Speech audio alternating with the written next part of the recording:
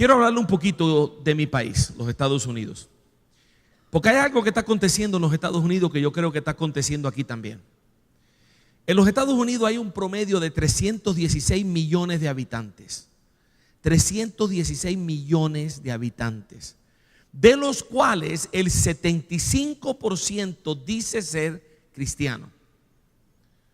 Si hacemos la matemática, el 75% de 316 millones de habitantes quiere decir que en los Estados Unidos se supone que hay no menos de 237 millones de cristianos.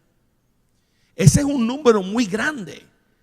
237 millones de cristianos es más que la población de muchos de los países de Hispanoamérica combinados. Además de eso, hay más de 400,000 iglesias en los Estados Unidos, iglesias cristianas. Más de 400,000 iglesias. La asistencia promedio un domingo cualquiera como hoy en los Estados Unidos, hay unas 63 a 64 millones de personas sentadas en los asientos alabando a Dios y escuchando palabra de Dios. Los días especiales como el día de resurrección, ese promedio sube bastante, como a unas 118 millones de personas, porque esos días la gente va más a la iglesia. Pero ¿a dónde voy con estas estadísticas? Yo veo un grave problema, una paradoja, algo que no tiene sentido. Y es que ¿cómo es posible que en un país con 237 millones de cristianos y 400,000 iglesias haya tantos problemas, tanta tiniebla, tanta maldad? ¿Dónde está la luz? Si nosotros somos la luz de la tierra, es para que en los Estados Unidos fuera un país iluminado, donde las tinieblas fueran algo escaso, pero no lo es.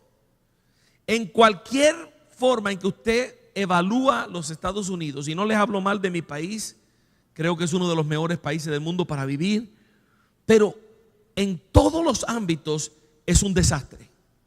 Socialmente estamos pasando una crisis como nunca. El racismo ha vuelto a levantar la cabeza. Hay protestas, hay disturbios. Socialmente la cosa no está bien. Económicamente estamos bastante mal también como nación. Y moralmente ni se diga. Las cosas que se están legalizando en los Estados Unidos son terribles inmoralidades. Ahora, ¿por qué? ¿Cómo sucede esto? Y lo obvio para todos es que la iglesia no está teniendo el impacto en el mundo que debe tener. Y yo pienso que en todo el mundo evangélico está pasando lo mismo. ¿Cuántas iglesias cristianas no hay en Colombia? ¿Cuántos creyentes no hay en Colombia? Canadá es el mundo entero. Y lo que más me preocupa de esto, de este fenómeno, es que estamos perdiendo una generación. Las estadísticas en los Estados Unidos son tal que el 70% de los jóvenes cristianos que entran a estudiar una carrera en la universidad secular abandonan la fe antes de graduarse. El 70%. Eso es una estadística hasta que no sea un hijo de uno, hasta que no es un sobrino, un nieto, un ser querido de uno. 7 de cada 10 niños se pierden. ¿Por qué? Porque de alguna forma u otra la iglesia ha dejado de ser relevante para la juventud. De alguna forma no hemos sido capaces de transferir el legado, la herencia espiritual a la siguiente generación de una manera efectiva. Estoy hablando generalmente. Hay iglesias que tienen mucha juventud, gloria a Dios, están haciendo algo bien hecho. Pero eso no es lo normal. La mayoría de las iglesias, la juventud está menguando. Yo he estado en iglesias donde hay 600 personas sentadas en el auditorio con 5 jóvenes. No porque yo los conté, sino porque el pastor me dijo no sé qué hacer. Una iglesia de pelo blanco y 5 jóvenes. ¿Dónde vamos a estar en 20 años? No existimos como iglesia. Y si usted piensa que yo estoy siendo un poco dramático y que no se puede perder una generación, yo le invito a que usted se monte conmigo en un avión y nos bajemos en cualquier país europeo que usted quiera. Escójalo usted. Gran Bretaña, Francia, Alemania, Austria, Suiza, Suecia. Usted escoge el país, Noruega, Holanda. Y yo le voy a mostrar un país que antes era cristiano y ya no lo es. Que antes estaba repleto de iglesias y ya las iglesias no existen. ¿Por qué? Porque hubo una generación que se perdió. Si se pierde una generación, ¿qué pasa? ¿Quiénes son los futuros pastores? Y maestros y evangelistas y misioneros. Ya las organizaciones misioneras mundiales están en crisis porque se están retirando más misioneros ancianos que ya no pueden seguir de lo que hay misioneros jóvenes para reemplazarlos. Y no saben qué hacer. Pero esto no es la primera vez que esto acontece en la historia. Y todavía estamos a tiempo para no perder esta generación. Y por eso Dios puso en mi corazón que donde quiera que yo pudiera predicar, la primera palabra que yo tenía que traer era esta. Quiero que abran sus Biblias en un pasaje muy conocido en el libro de Josué. Josué capítulo 24. Josué capítulo 24. Ahora pues, temed a Jehová y servirle con integridad y en verdad, y quitad de entre vosotros los dioses a los cuales sirvieron vuestros padres al otro lado del río y en Egipto, y servir a Jehová. Verso 15. Y si mal os parece servir a Jehová, escogeos hoy a quien sirváis. Si a los dioses a quienes sirvieron vuestros padres cuando estuvieron al otro lado del río, o a los dioses de los amorreos en cuya tierra habitáis, pero yo y mi casa serviremos a Jehová. Ahora baje al verso 29, ahí mismo, versículo 29. Después de estas cosas murió Josué hijo de Nun, siervo de Jehová, siendo de 110 años. Verso 31. Y sirvió Israel a Jehová todo el tiempo de Josué, todo el tiempo de los ancianos que sobrevivieron a Josué y que sabían las cosas o todas las obras que Jehová había hecho por Israel.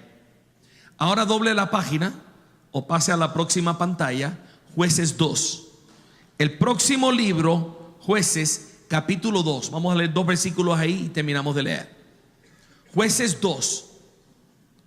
Primero leemos el versículo 7 que muestra que esto es una continuación de lo que estábamos leyendo en el libro de Josué. Jueces 2, 7 dice: y el pueblo había servido a Jehová todo el tiempo de Josué y todo el tiempo de los ancianos que sobrevivieron a Josué, los cuales habían visto todas las grandes obras de Jehová que él había hecho por Israel. Ahora miren que al verso 10. Verso 10, el último versículo que vamos a leer y uno de los versículos más tristes de la Biblia. Y toda aquella generación también fue reunida a sus padres. Murieron todos. Y se levantó después de ellos otra generación que no conocía a Jehová, ni la obra que él había hecho por Israel. Y se levantó después de ellos otra generación que no conocía a Jehová ni la obra que él había hecho por Israel. Y la primera pregunta que tenemos que hacer es: ¿cómo es posible? ¿Cómo es posible que la generación después de la conquista no conozca quién es Dios? ¿Cómo es posible que la generación después de la conquista, después de ver el río Jordán abierto, después de ver todas las batallas ganadas y la tierra conquistada, la próxima generación no sepa quién es Dios ni lo que ha hecho. Aparentemente la generación de Josué y esos ancianos no fue capaz de transferir la herencia a la siguiente generación. No fueron capaces. Esto, la mejor manera de ilustrar lo que yo creo que pasó es pensando en las carreras de pista y campo. En las carreras de pista y campo hay una carrera que se llama la carrera de relevo, donde cada corredor coge un segmento de la carrera y pasa un bastón al siguiente corredor, que ese corre el siguiente segmento, pasa el bastón, el otro corre el segmento y sucesivamente. La vida cristiana, la jornada cristiana es así. Una generación, nuestra generación, tiene que pasarle el bastón a la siguiente generación para que ellos sigan la siguiente parte de la carrera. Y cuando ellos estén terminando su carrera, tienen que pasarle el bastón a la siguiente generación. Y eso lo hemos visto por 2000 años de Cristo para acá. Pero todo el mundo sabe que las carreras de relevo se ganan o se pierden en la transferencia del bastón. Y si una generación no logra pasarle el bastón a la siguiente generación y ese bastón se cae, imposible que ganen la carrera. Y aparentemente eso es lo que le pasó a la generación de Josué y los ancianos que le siguieron, que se les cayó el bastón. De alguna manera y de alguna forma y por alguna razón que no sabemos, no fueron capaces de transmitir el legado de manera relevante a la siguiente generación. Parte de lo que estamos viendo hoy es eso, que no hemos podido transferir el legado a la siguiente generación de manera relevante a ellos, al mundo en el que ellos viven. Ahora, vamos a aprender de esta lección, de esta historia, para que no nos pase a nosotros lo que les pasó a ellos. Estas 3 sillas representan los personajes de la historia que acabamos de leer. La primera silla es Josué. Representa a Josué, un hombre de Dios, siervo de Dios, tremendo hombre de Dios. El tipo de hombre de Dios que deberíamos anhelar ser nosotros. La segunda silla representa a los ancianos que eran contemporáneos con Josué, pero que los sobrevivieron a él. Después que él murió, ellos siguieron reinando. Y estos ancianos tenían varios problemas, y lo vamos a ver. Pero esta silla representa a los ancianos. Y la tercera silla representa la nueva generación. Esa nueva generación que no conoce a Jehová ni lo que Él ha hecho por Israel. Ahora, quiero hablarle un poquitico de estas sillas a modo de introducirle y presentarle cada silla. La primera silla es una silla de compromiso. Josué estaba 100% comprometido con Dios. Lo leímos. Yo y mi casa serviremos al Señor. Punto, se acabó la discusión. Un compromiso con Dios completo, absoluto, total. Fíjese que, y no es porque él era el líder, porque cuando Josué no era nadie, usted va al libro de Éxodo y usted lee que Josué se pasaba todo el tiempo en el tabernáculo, sin ser líder. Porque su compromiso con Dios era sin reservas, absolutamente comprometido. La segunda silla no es una silla de compromiso, es una silla de falta de compromiso. ¿Cómo sabemos? Porque estas son la gente a la que Josué les dice las palabras que acabamos de leer. Decídanse, comprométanse, o comprométanse con el Dios de los amorreos, o los dioses de los egipcios, o el único Dios verdadero, pero tienen que comprometerse con alguien. Porque no se comprometían con nada, ni con nadie. Estaban bien con Dios, se les olvidaba e iban tras otros dioses. Estaban bien con Dios, se volvían a la idolatría. Era como una montaña rusa. Y Josué los confronta y dice: esa falta de compromiso los va a destruir a ustedes. Tienen que comprometerse. Y la tercera silla es una silla de condenación. Porque el que no sabe quién es Dios y lo que ha hecho por su pueblo está bajo condenación. está perdido. No es un lugar muy bueno donde uno quiere estar, perdido. Ahora, otra cosita muy importante. La primera silla es una silla de rectitud. Rectitud. Josué era un hombre recto, íntegro. Una de las cosas que me encanta de la Biblia es que la Biblia nos presenta todos los personajes a todo color. Es decir, vemos lo bonito y lo feo. Vemos lo bueno y lo malo en todo el mundo. David, el hombre conforme al corazón de Dios, es el mismo David que también tuvo un problemita con Betsabé y después otro más grande con Urías. Y la Biblia no te esconde nada, te lo dice todo. Pero entendiendo eso, vemos la vida de Josué en la Biblia y difícilmente usted va a encontrar algo de qué acusarlo. No te estoy diciendo que Josué era perfecto, pero sí te estoy diciendo que él vivía una vida recta, íntegra y era intachable. Nadie le podía señalar el dedo.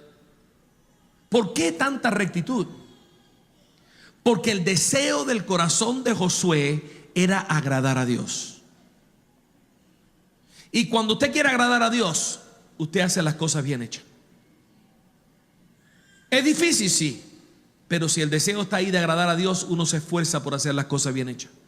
Esa es la historia de Josué, un hombre recto. Cuando vamos a la segunda silla, esta silla no es recta. Esta silla es religiosa. Aquí no tenemos rectitud, sino religiosidad. ¿Cómo así? ¿Cómo así? Esta silla a veces hacía las cosas bien hechas, pero no porque deseaba agradar a Dios, sino porque deseaba aplacar a Dios.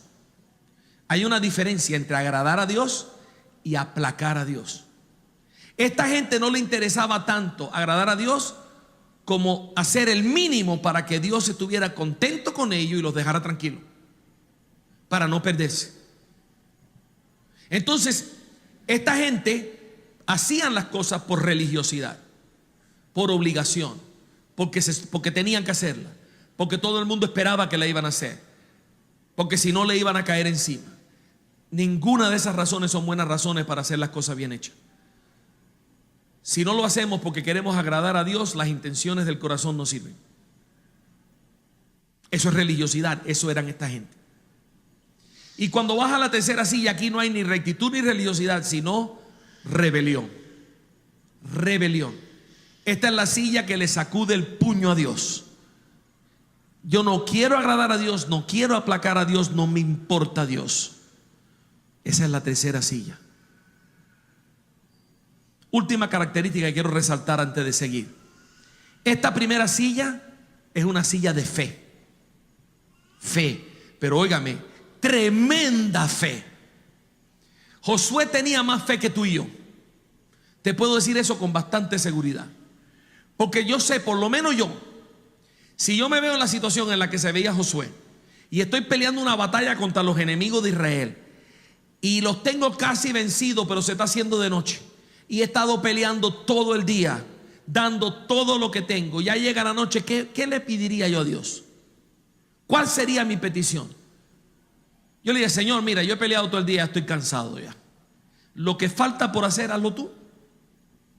Manda un rayo ahí y acaba con esa gente ya y terminamos la batalla. Pero eso no fue lo que hizo Josué. Josué le dijo, Señor, un momentico que ya casi termino, aguántame solo ahí un minutico que no he terminado. ¿Se te ocurriría a ti pedirle a Dios que aguante el sol? Óyame, a mí no se me ocurriría eso.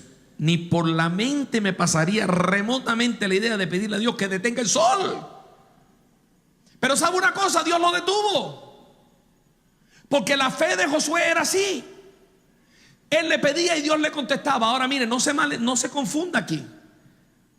Dios no paró el sol porque Josué sabía orar bonito. No es porque Josué dijo unas palabras tan lindas que Dios paró el sol. No es porque todo lo que tú pidas Dios te lo va a dar. Es porque Josué estaba pidiendo lo que necesitaba para hacer lo que Dios le había mandado hacer. Ahí está el secreto. Cuando tú estás haciendo lo que Dios te mandó a hacer, cualquier cosa que tú necesites para hacer eso que Dios te ha encomendado, puedes pedirlo con toda confianza que Dios te lo da, porque Dios no te va a mandar a hacer algo y después te va a dejar sin las herramientas para hacerlo. Ahora, si Josué en medio de batalla le dice: Señor, Señor, me hace falta una piscina nueva en la casa, Dios no se la iba a dar, porque esa no le hacía falta para ganar esa batalla. Pero vamos a detener el sol. Sí, claro, perfecto, ahí está, termina. Ahora, esta segunda silla no tenía la misma fe que Josué. Esta es una silla de fe prestada, fe de segunda mano. Usted lee la historia de estos ancianos y tú no ves en ninguna parte que andan pidiendo nada, ni confiando en Dios para nada, ni teniendo fe para Dios. Excepto Caleb, ninguno de los demás tenía esa fe. Pero mira lo que pasaba. Ellos miraban a Josué, el líder. Josué pedía, Dios le contestaba y ellos se quedaban maravillados. ¡Wow! ¡Qué tremendo es el Dios de Josué! Pero no era la fe de ellos, era la fe de Josué. Por eso cuando se murió Josué, ¿qué pasó? Y ahora la fe de quién usamos. ¿Dónde descansamos? ¿En qué fe? Ellos no tenían fe propia. Y cuando pasas a la tercera silla, esta no cree ni en su madre. Esta silla no tiene fe ninguna, punto. Cero fe. No cree en nada ni en nadie. Ahora tengo buenas y malas noticias en esta tarde. Todos, la buena noticia primero: hay asiento para todos. Todos aquí, empezando por mí, y todos los que están aquí están sentados en una de estas tres sillas. Se los puedo garantizar. Eso es buena noticia, nadie se tiene que quedar parado. Pero las malas noticias son que dos de estas sillas no sirven para nada. Dos de estas sillas no sirven para nada. Y ahí viene el reto. Quiero retarles en esta tarde a que seamos honestos con Dios. Usted puede engañar a los hombres, pero a Dios no lo podemos engañar.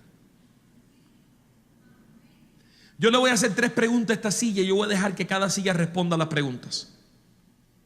Y yo quiero que todos escuchemos con mucho cuidado a cómo cada silla responde. Y que de esa manera nos podamos ubicar dónde estamos sentados. No donde quisiéramos estar, sino donde nos encontramos ahora mismo en nuestra jornada espiritual, donde estamos sentados. Y no es para que Dios se entere, porque Dios sabe dónde estamos sentados. Quien tiene que darse cuenta somos nosotros. Que muchas veces vivimos engañándonos a nosotros mismos de que todo está bien. Y a veces tenemos que ser confrontados con una palabra para darnos cuenta que todo no anda bien. Y yo les pido que el Espíritu de Dios sea capaz de redarguir en nosotros. Y que seamos honestos en esta tarde. Al ver estas, quizás en algunas áreas estamos muy bien y en otras no estamos donde tenemos que estar. Seamos honestos con Dios. Primer pregunta, muy simple pregunta. Todas son básicas. ¿Cómo está tu relación con Dios? ¿Cómo está tu relación con Dios? Si le preguntas a la primera silla, la respuesta que te va a dar es muy parecida a la siguiente. Josué te diría a ti que la relación con Dios es semejante a esto. Él es mi Dios, mi Rey, mi Señor, mi amigo. Yo lo amo, yo ando con Él, hablo con Él, Él me habla a mí.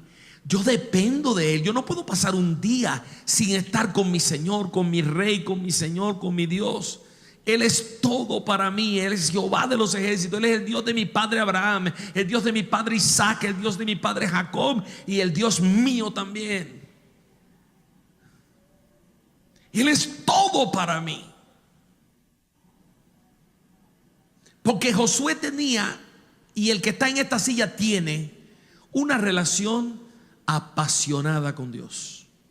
Íntima y apasionada. Hay pasión. Dios está siempre presente en nuestros pensamientos cuando estamos en esta silla. No importa lo que estamos haciendo durante el día, Dios está presente en nuestra mente. Nunca está lejos de nuestros labios la oración. Nunca está lejos de nuestra mente la palabra de Dios y los versos de ella.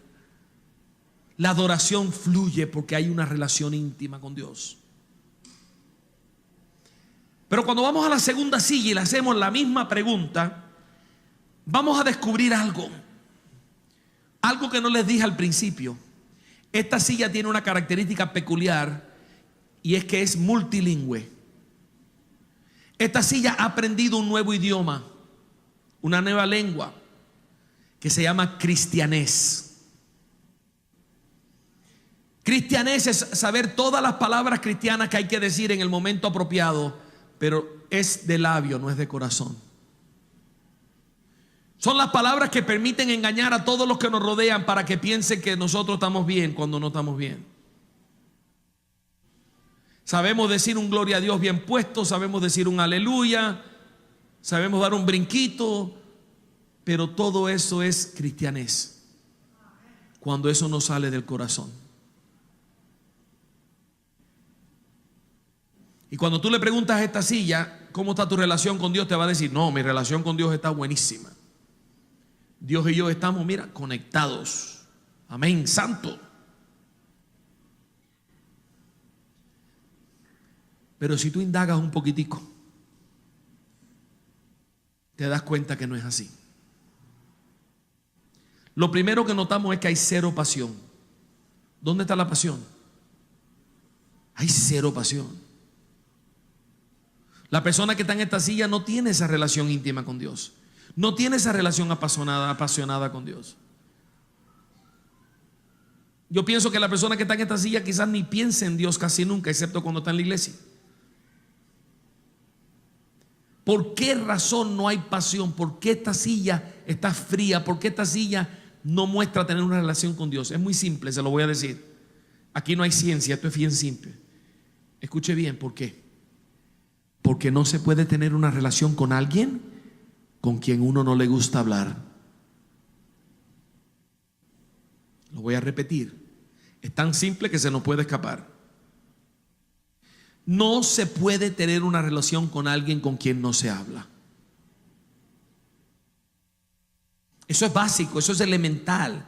Piensen en su relación, piensen novios, piensen en su relación. Imagínate, muchacha, que tu novio no le gusta hablar contigo.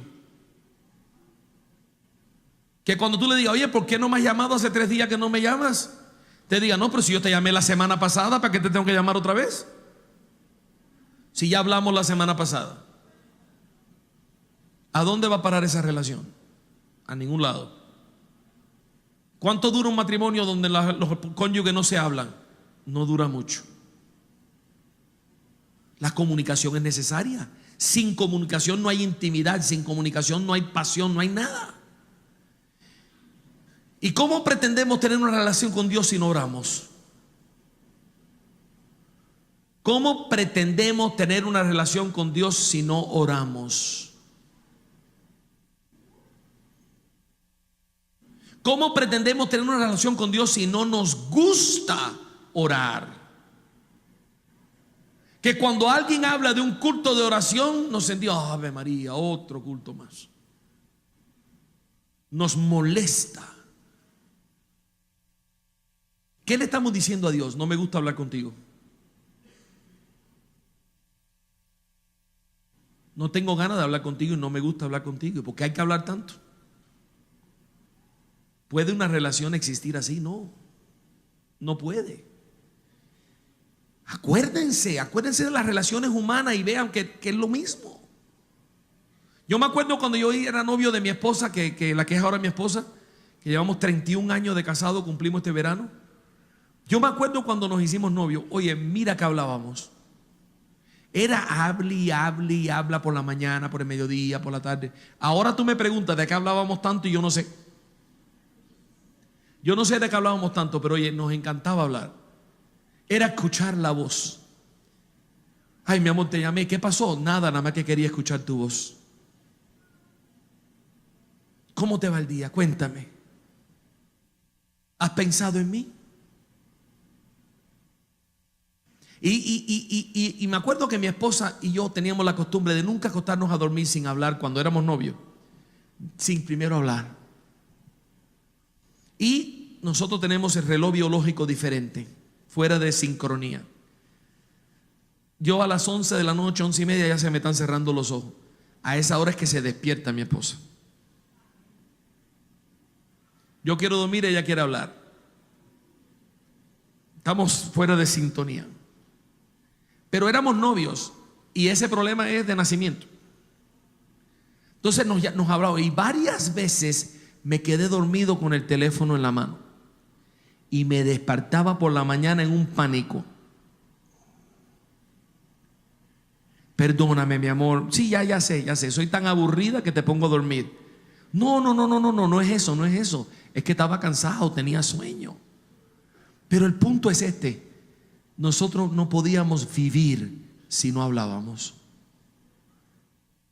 Me acuerdo en una ocasión que ella fue a Cuba a visitar a la familia con sus padres y en esos tiempos no se podía hablar con Cuba por teléfono. Y estuvo 10 días y que yo no pude hablar con ella. Por poco me muero. Se los confieso. Por poco me muero de tristeza, 10 días sin poder hablar con ella. Pero podemos vivir sin orar. ¿Podemos pretender tener una relación con Dios y no hablar con Él? Imposible.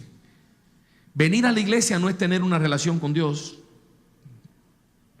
Tener una Biblia no es tener una relación con Dios. Eso no es. Saber que Dios existe, eso no es tener una relación con Dios. Yo sé que todos ustedes existen, pero nosotros no tenemos una relación. Usted no me conoce a mí, yo no lo conozco a usted, nunca hemos hablado, no hemos compartido ni un desayuno, ni un almuerzo, ni una cena. Nunca hemos pasado tiempo juntos, entonces entre nosotros hay cero relación.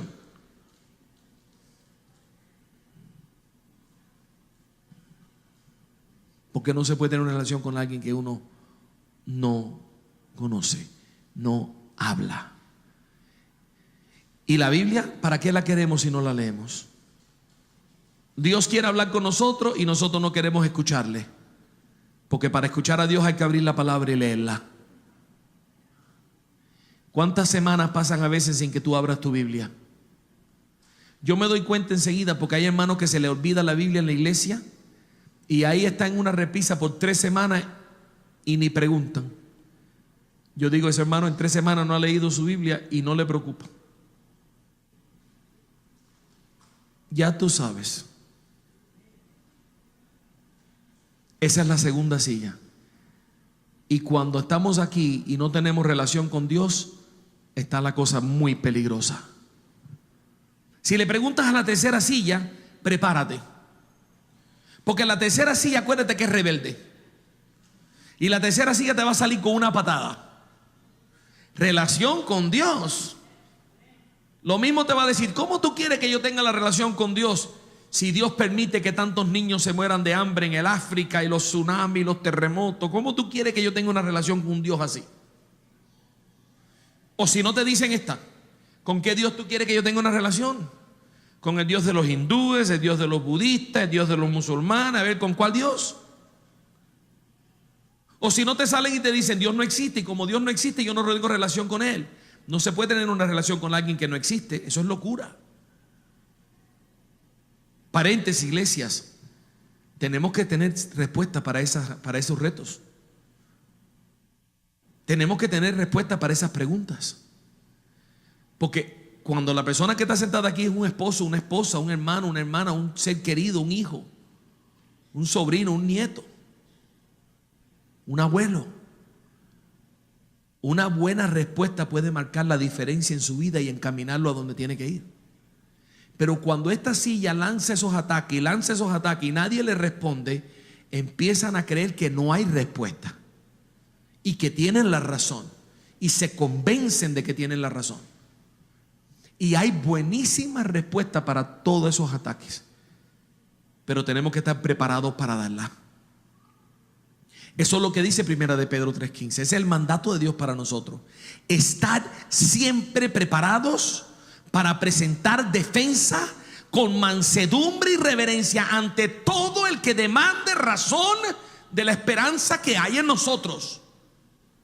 Y el que está sentado en esta silla está demandando razón. Y nosotros tenemos que estar preparados para presentar defensa. Y con una buena actitud, con reverencia y mansedumbre. Si no, no estamos cumpliendo con lo que la palabra de Dios dice que tenemos que cumplir. Por eso que yo me dediqué, mi ministerio principal, además de ser pastor, es apologista, apologética, la defensa de la fe. Y cuando vamos a dar una conferencia en algún lado, la gente dice, ¿apolo qué? ¿Qué es eso? Es la defensa de la fe, la respuesta razonable a las dudas y las inquietudes de un mundo que no cree, y a las dudas que existen aún dentro del mismo pueblo de Dios. La iglesia tiene que leer, tiene que capacitarse, tiene que prepararse. Si no, no sabemos responder, y esta gente se están perdiendo, teniendo nosotros la oportunidad de ayudarlos a ser rescatados. Esa es la primera pregunta.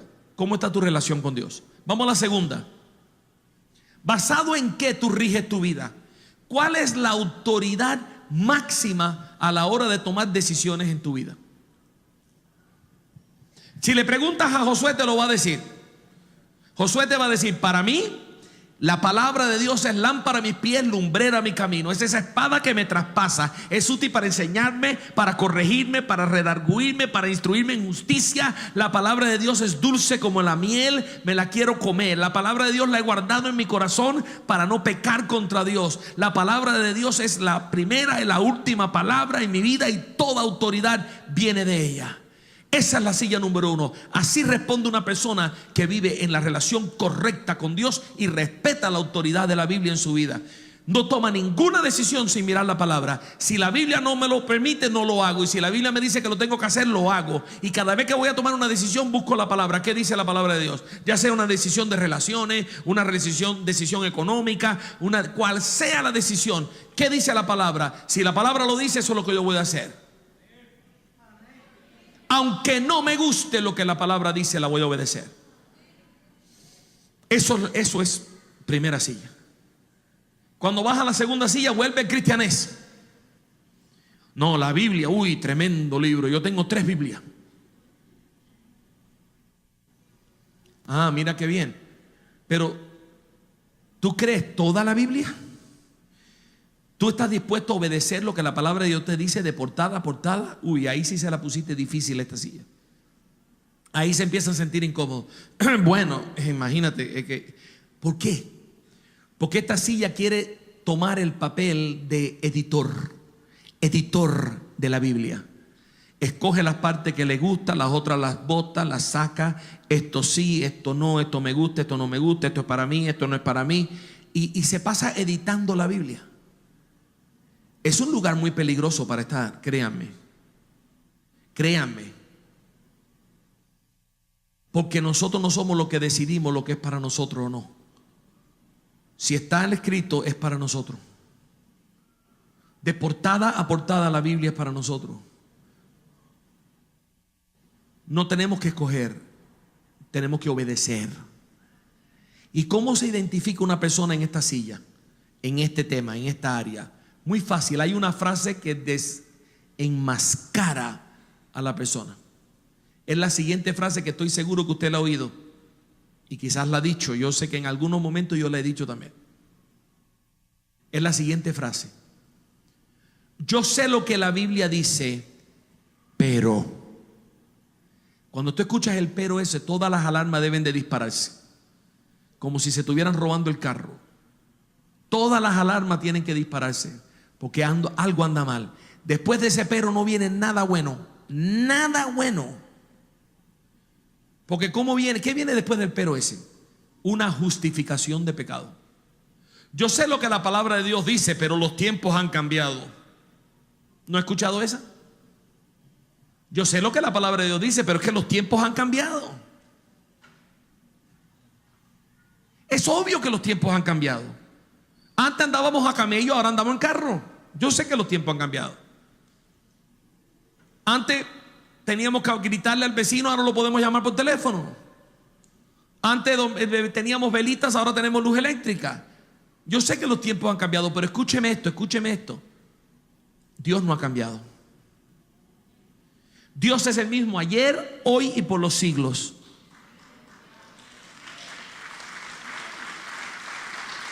Y lo que a Dios le ofendía ayer, le sigue ofendiendo hoy y le va a seguir ofendiendo mañana. La ley moral de Dios no está basada en un calendario. La ley moral de Dios está basada en la naturaleza de Dios, y la naturaleza de Dios no cambia. Sí, antes no podíamos comer cerdo y ahora lo podemos comer porque Cristo lo ha santificado, pero eso no es una ley moral, eso es una ley alimenticia. Hay leyes alimenticias que han cambiado, hay leyes de higiene que han cambiado, hay leyes ceremoniales que ya no se aplican hoy porque hoy no sacrificamos animales en un templo. Hay muchas de esas, pero la ley moral de Dios no ha cambiado. Entonces, cuando nos escondemos detrás de esa excusa de que los tiempos han cambiado, es porque estamos haciendo algo que a Dios no le agrada, pero queremos justificarlo. No hay cómo justificarlo. Otros dicen así: yo sé lo que la palabra de Dios dice, pero Dios entiende mi situación. Yo he escuchado eso mucho. Como que la situación y las circunstancias mías son tan especiales que Dios me permite pecar. Es que Dios sabe que si yo no miento en este momento, no voy a poder obtener este y este beneficio. Entonces Dios entiende por qué yo estoy mintiendo. Escúcheme bien, mi hermano. Nunca en la Biblia tú vas a encontrar un caso donde la situación amerita pecar.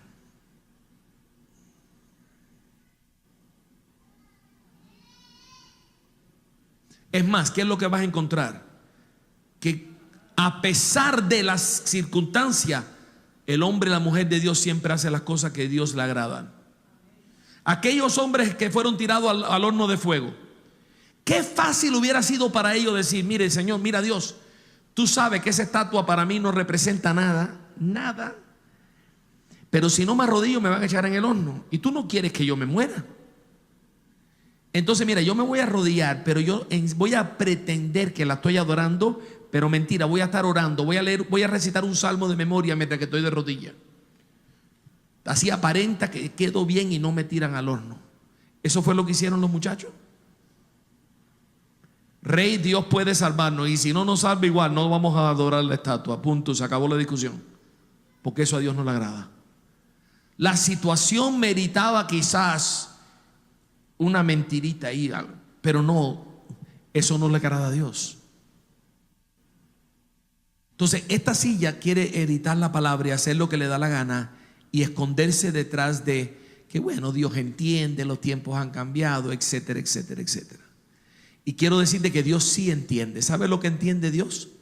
Que estamos jugando con la autoridad de su palabra. ¿Sabe lo que entiende Dios? Que somos sinvergüenzas y descarados. Eso es lo que Dios entiende, y que si seguimos en esa desvergüenza vamos a terminar en el infierno. Eso es lo que Dios sabe. Eso es lo que Dios entiende. No es lo que pensamos nosotros. O es la Biblia la autoridad en nuestra vida o no lo es.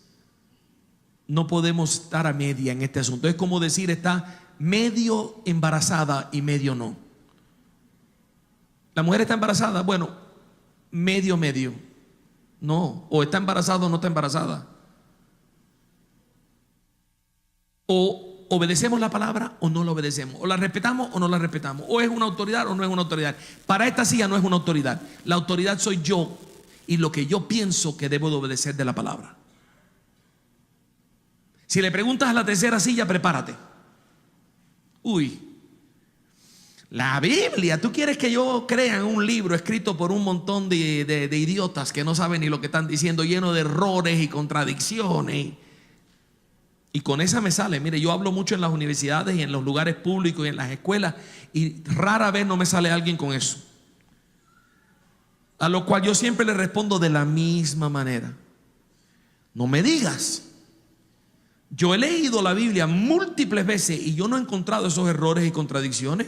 A ver, dame un ejemplo. Ese es el mismo silencio que escucho yo. Porque la mayoría de la gente no te pueden dar ni un ejemplo. Es que escucharon a alguien decir que la Biblia estaba llena de errores y contradicciones. Y oye, eso está bueno, la voy a usar yo también. Oye, la Biblia está llena de errores y contradicciones. Ah, dame un ejemplo. Eso se llama reciclaje de ignorancia. Un reciclaje de ignorancia. Y cuando no me pueden dar un ejemplo, digo, pero espérate, tú me estás diciendo que la Biblia está llena de errores y contradicciones y no se te ocurre uno. ¿Tú has leído la Biblia? Sí, no. De Génesis a Apocalipsis, te puedo hacer algunas preguntas a ver si es verdad.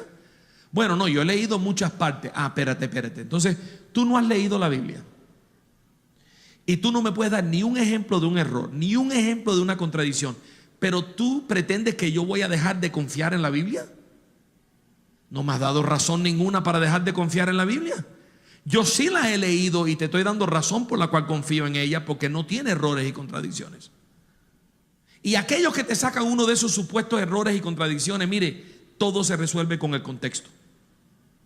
Usted lee el contexto y te das cuenta que no había tal problema. El problema es que cuando tú sacas un versículo fuera de contexto, puedes hacer con él lo que tú quieras.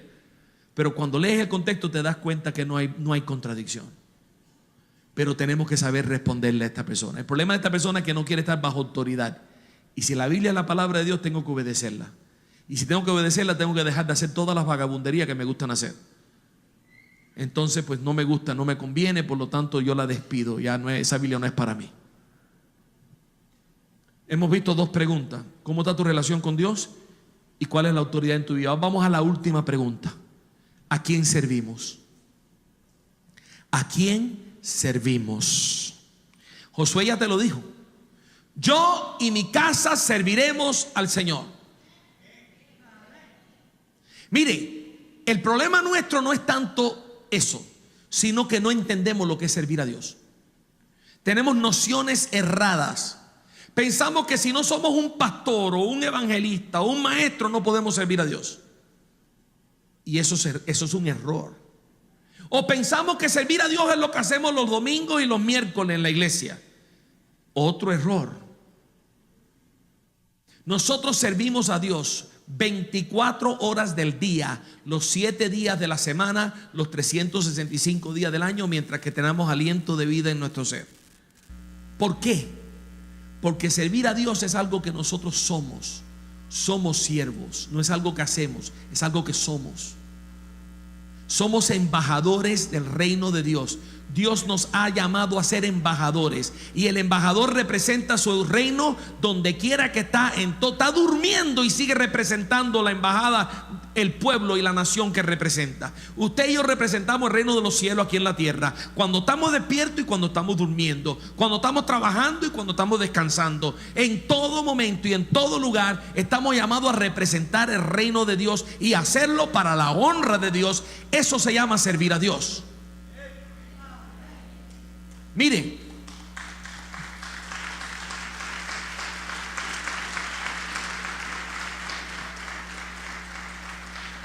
no es un maestro que es cristiano, no, es un maestro que lleva el reino de Dios al aula todos los días y que ve a cada estudiante como un alma que necesita a Cristo y como un puente a una familia que necesita a Cristo. Y cuando le enseña a esos niños, le enseña con todo lo que tiene, da lo mejor que tiene, hace el máximo esfuerzo, porque no está trabajando ni para la escuela, ni para la iglesia, ni para ningún hombre. Está trabajando para Dios, porque es embajador del reino en el aula de esa escuela. Es una actitud diferente. No es un médico y una enfermera que son cristianos, no, son médicos y enfermeras que llevan el reino de Dios a la cama de cada paciente y lo ven como un alma, lo ven con el corazón de Dios, con la compasión de Dios. No lo ven como una manera de ganar dinero, no lo ven como un problema, no lo ven como una carga más, no, lo ven como lo ve Dios. Les duele el dolor de ellos, quieren verlo curado, quieren hacer todo lo posible por traerle salud, de devolverle la salud y darle confort en medio de su dolor. Mire, ese es el médico que ora por sus pacientes, las enfermeras que oran por sus pacientes. Eso es servir a Dios. Usted puede servir a Dios. No, usted tiene que servir a Dios donde quiera que tú estás. Servimos a Dios en la escuela, servimos a Dios en el supermercado, servimos a Dios si trabajamos arreglando en la mecánica, servimos a Dios los electricistas, sirven a Dios las amas de casa. Todos estamos sirviendo a Dios, los arquitectos, los ingenieros, porque todo lo que hacemos es llevar el reino de Dios a nuestra oficina y representar a Dios. A eso somos llamados. Eso fue lo que Jesús dijo. Cuando Jesús le lavó los pies a los discípulos, dijo: si yo, que soy Dios, he lavado vuestros pies, ¿cómo no lo van a lavar ustedes los unos a los otros? Estamos llamados a servir a Dios y estamos llamados a servirlo los unos a los otros, a nuestro prójimo. Pero ahí es donde la segunda silla cambia el tono por completo. Por completo. Aquí es donde más se distingue la segunda silla. Porque la segunda silla aquí abandona el cristianés. Aquí la segunda silla, el cambio es este. En vez de pensar en cómo yo voy a servir, esta silla piensan en cómo me van a servir a mí. La persona en esta silla no viene a la iglesia a servir, la persona viene a ser servido. Tiene una actitud muy equivocada de que todo es para mí, todo debe de ser para mi agrado, todo debe de ser como yo pienso, todo es la mentalidad de consumidor. Y si esta persona hubiese estado allí cuando Jesús le lavó los pies a los discípulos, es capaz de decirle a Jesús: mira, te faltó ahí un pedacito que no limpiaste.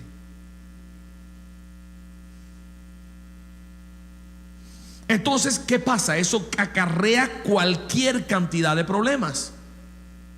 Porque esta persona viene a la iglesia y quiere que la música sea para entretenerla.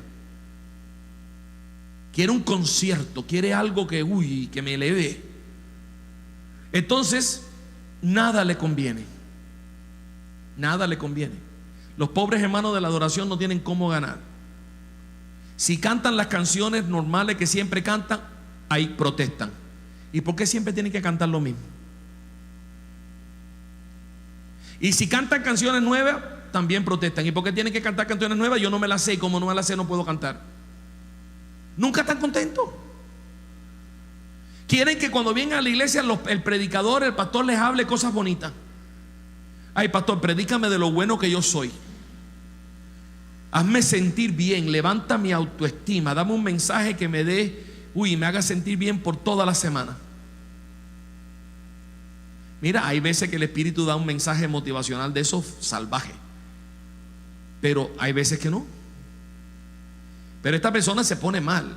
Pastor, usted no me hable del infierno, ni me hable del diablo, ni de ninguna de esas cosas, porque de la cruz que tengo que cargar, ni nada de eso, porque me voy. Yo no vengo a la iglesia para que me hagan sentir mal. Si yo voy a sacar tiempo de mi agenda tan ocupada para venir a la iglesia un tiempo, pues yo quiero que ese tiempo para mí sea muy valioso. Que yo quiero salir de la iglesia sintiéndome bien, si no me quedo en la casa. Y critica, y critica, y critica, porque nada le conviene. Tienen espíritu de queja. Yo sé que aquí eso no pasa, pero en Miami es un problema muy serio. Un espíritu de queja. Nada les conviene, nada les gusta, protestan por todo. Es como el matrimonio que de la silla número 2 que sale del servicio con su hijito, lo sientan en el asiento de atrás y empiezan a hacer ellos lo que hacen esta silla, a quejarse. Uy, qué malo tuvo el mensaje de hoy. Del 1 al 10 le doy el 3. ¿Y tú cuánto le das? Ah, no, un 3, eres muy generoso. Eso es un 1, 1,5. Y la música, ¿qué me dice? Bueno, es que si eso fuera música, ¿quién le habrá dicho a esa gente que saben cantar? ¿Por qué no ponen a alguien que realmente sabe cantar ahí?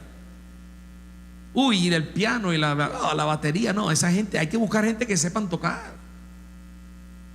Y así, y yo no sé qué hacen con los diezmos y las ofrendas, porque los ventiladores no estaban trabajando, había mucho calor, yo no sé. Y era tira y dale, y dale, y dale. Y el niño que había visto la ofrenda, cuando recogieron la ofrenda, se da cuenta de algo y le dice: mamá y papá, ¿qué quieren ustedes por $1?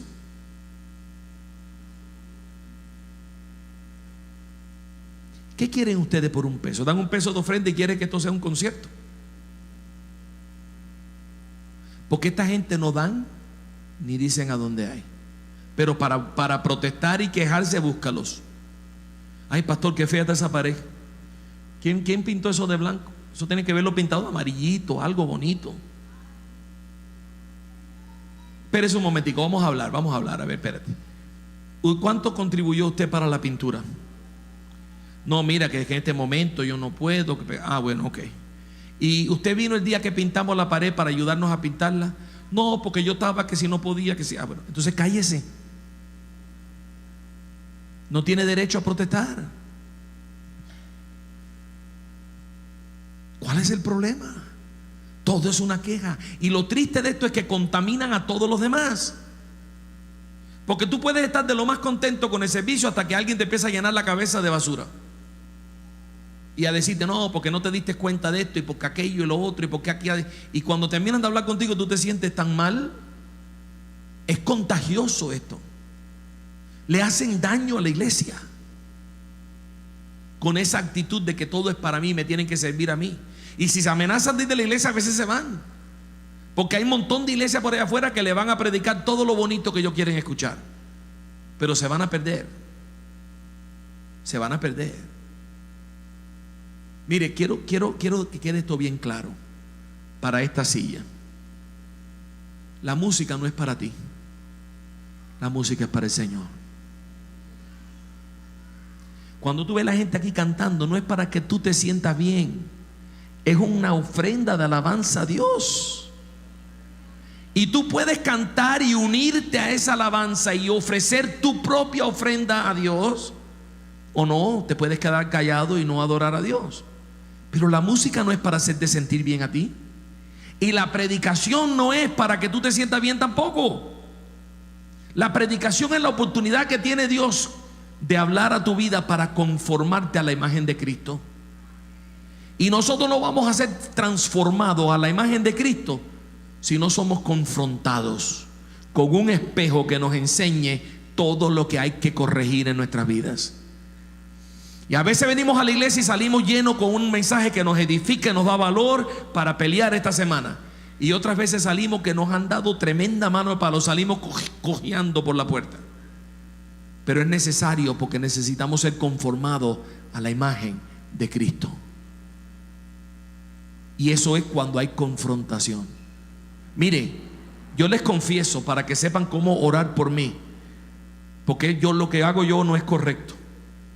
Pero en mi iglesia, cuando alguien de esta segunda silla se pone bravo porque no le gusta cómo te van haciendo las cosas y se va, yo digo, yes, celebro, me alegro que vayan a atormentar a otro pastor por ahí. Yo sé que esa no es una buena actitud. Ya saben cómo pueden orar por mí para que Dios trabaje en mi corazón. Pero es que yo veo el daño que esta silla le hace a la iglesia. Yo veo el daño que esta silla le hace a la iglesia. Esta silla estorba el crecimiento de la iglesia, con su negatividad, con su queja, con su murmuración, con su chisme, con su constante descontento. Daña la obra. Ahora, si le preguntas a la tercera silla, ¿a quién tú sirves? Ese pobre está engañado. Nos debe dar lástima, porque este piensa que él no sirve a nadie. Yo no sirvo a nadie, yo hago lo que a mí me da la gana. A mí nadie me dice cómo vivir mi vida. Lo que se me antoje yo lo hago. Eso piensa él. Pero mire, hay dos reinos nada más: el reino de la luz y el reino de las tinieblas. Y si Jesucristo no es tu Señor, el otro tipo es tu Señor, porque todos estamos bajo autoridad, toditos. Entonces el que está en esta silla se cree que es libre y no se da cuenta que es un títere del mismo diablo. Y cuando a él se le ocurre la brillante idea de que hoy, cuando salga del trabajo, me voy a pegar tremenda borrachera, no sabe que eso no es de él, eso viene del mismo diablo soplándole en el oído. Oye, dale, vete, pégate una buena borrachera. Así a lo mejor te gasta todo el salario en la barra y no tienes con qué pagar el arriendo, y te botan de la casa con tu mujer y tus hijos y no tienes para dónde ir. Dale, ve, toma bastante. Es el diablo diciendo al oído: mira, vete para la barra y emborráchate bien, a ver si cuando salga tienes un accidente y matas a 2 o 3, a lo mejor hasta te matas tú. Dale, vete a la barra y date una buena borrachera para que cuando llegues a la casa golpees a tu mujer y a tus hijos. Porque eso es lo que viene el diablo a hacer: a robar, a matar y a destruir. Y esta pobre persona no se da cuenta que todas esas malas decisiones que toma es porque el diablo lo está impulsando a tomarlas. Es una situación muy triste. Ahora, mis amados, para terminar, hemos visto las 3 preguntas. Déjame decirte algunas cositas importantes para cerrar. Yo no me paro aquí delante de ustedes como un hermano super santo que ha vivido toda su vida en esa primera silla sin moverse de él.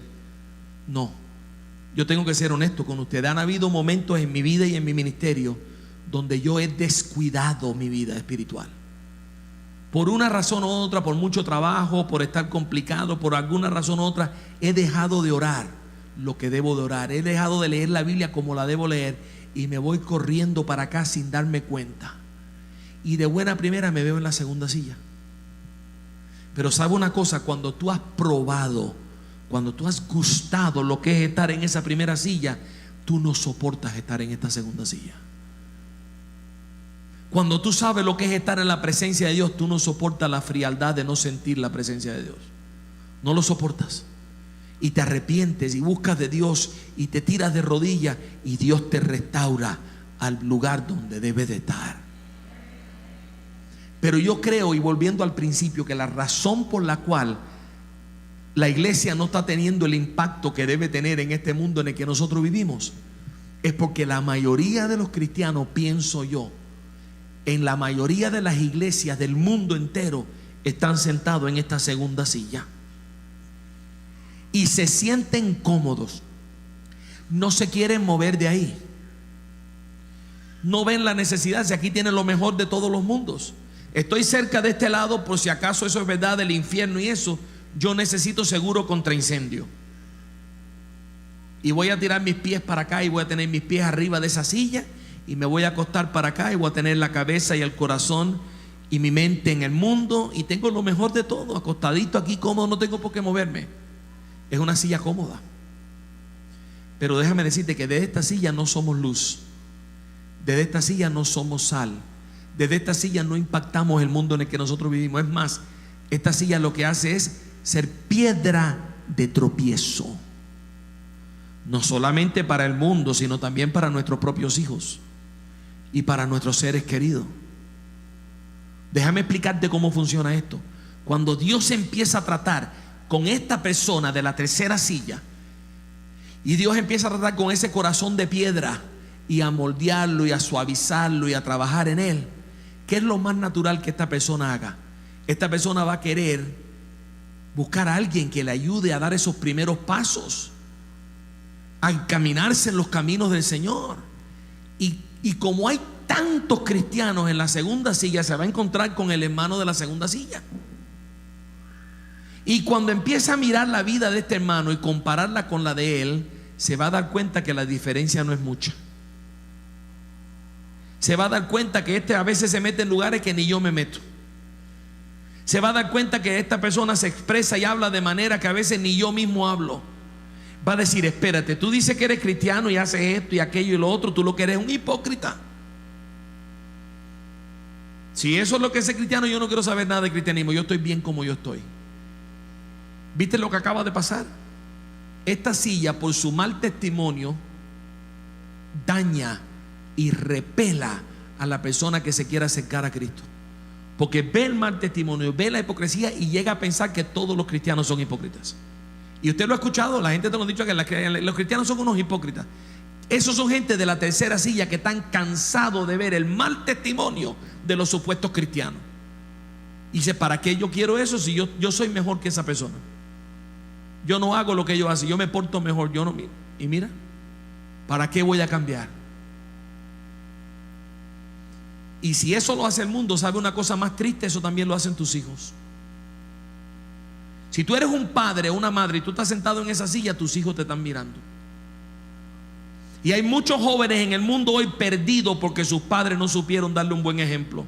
Porque sus padres se sentaron en esta segunda silla, pretendían ser cristianos y vivían la vida mundana.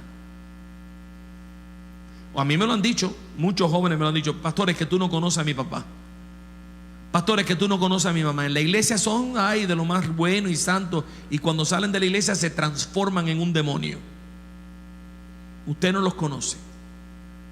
Claro, entonces, ¿qué le hace eso a tus hijos? Los repela. No me digas que vaya a la iglesia si tú no vas. No me digas que vaya a la iglesia si por cualquier pretexto tú te quedas. No me digas que tengo que orar. ¿Cuándo oras tú? ¿Te han visto tus hijos orar? ¿Saben tu rutina de oración? ¿Saben que eres un hombre o una mujer de oración? Entonces no le pidas a ellos que sean hombres y mujeres de oración, porque entonces eso hace daño hasta a tu propia familia, estar sentado en esta silla. En estos días me llamó, hace unos días, un tiempo atrás, me llamó un ateo.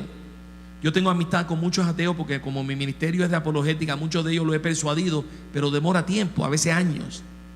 Me llama un ateo con el que yo tengo una buena relación y me dice: Juan, empezó a trabajar conmigo un cristiano bajo mi supervisión.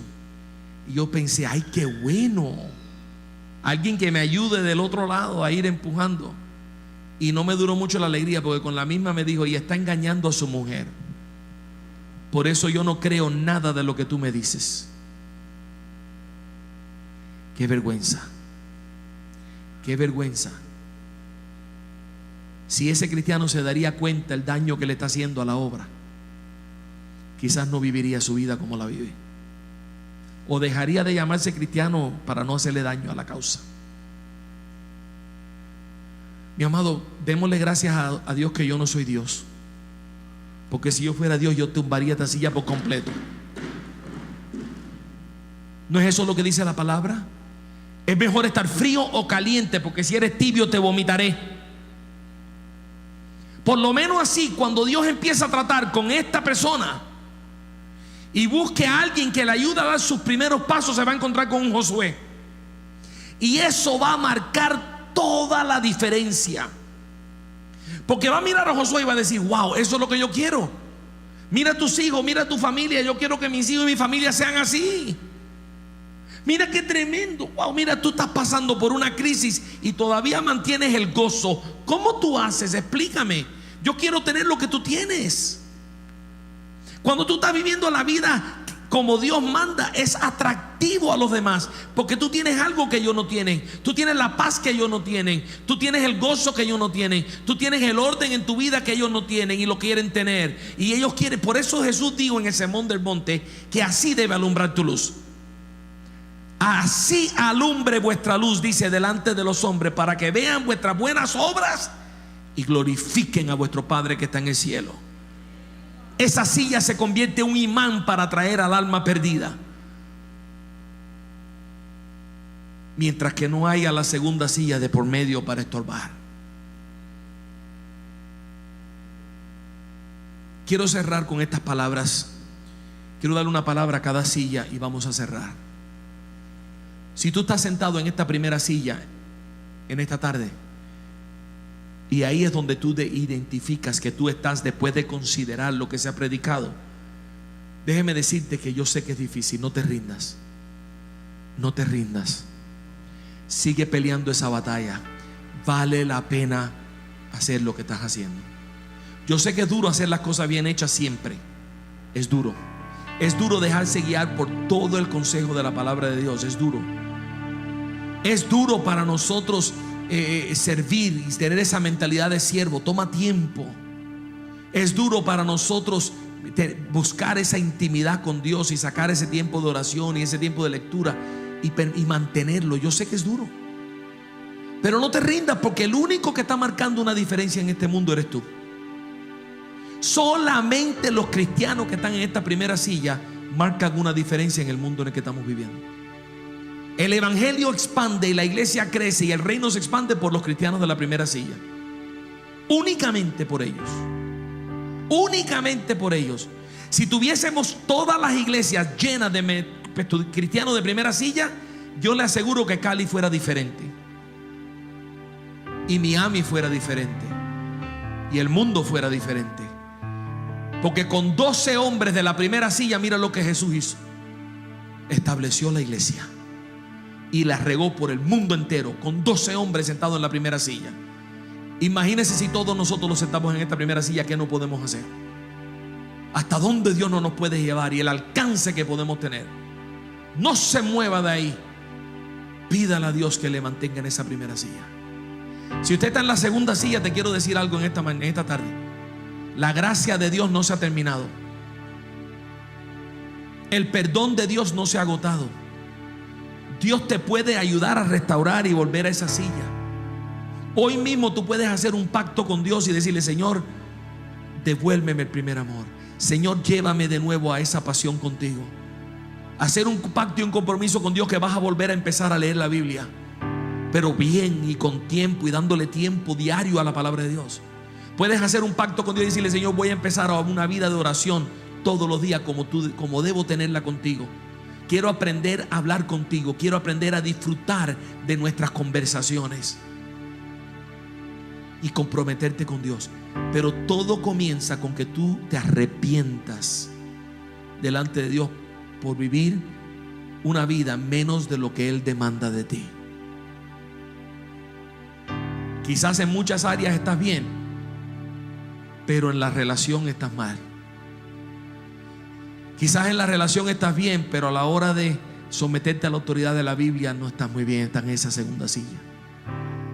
Quizás estás bien en esas dos, pero a la hora de servir a Dios estás en esa segunda silla. Tú lo que quieres es que te sirvan a ti.